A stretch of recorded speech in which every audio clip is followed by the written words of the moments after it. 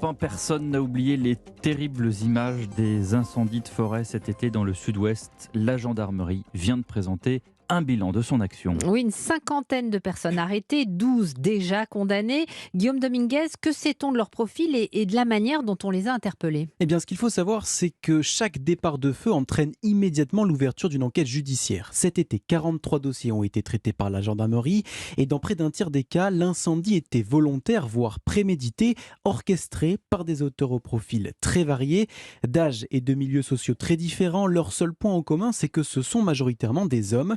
Leur identification s'est faite grâce à une enquête minutieuse. Une fois le feu éteint, ce sont les techniciens en identification criminelle de la gendarmerie qui se sont rendus sur place. Ce sont eux qui sont en charge de déterminer l'origine du feu, comme nous l'explique le lieutenant-colonel Marie-Laure Pesant, porte-parole de la gendarmerie nationale, grâce à la technique dite de l'escargot. Notre technicien en identification criminelle identifie la zone de départ du feu et ensuite on va élargir le cercle, un peu comme la coquille d'escargot. On sanctuarise une zone. Ce gel de zone permet de préserver les traces et indices.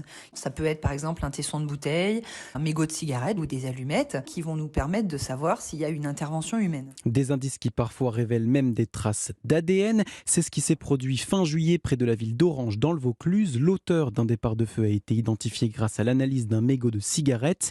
Et quand l'ADN ne parle pas, ce sont bien souvent les appels à témoins et la vidéosurveillance qui permettent d'identifier les responsables. Dans les Pyrénées-Orientales, les gendarmes ont pu rapidement retrouver un jeune homme à l'origine de 2 départs de feu. Sa voiture avait été repérée par des voisins quelques minutes avant le début des 2 incendies. Guillaume Dominguez.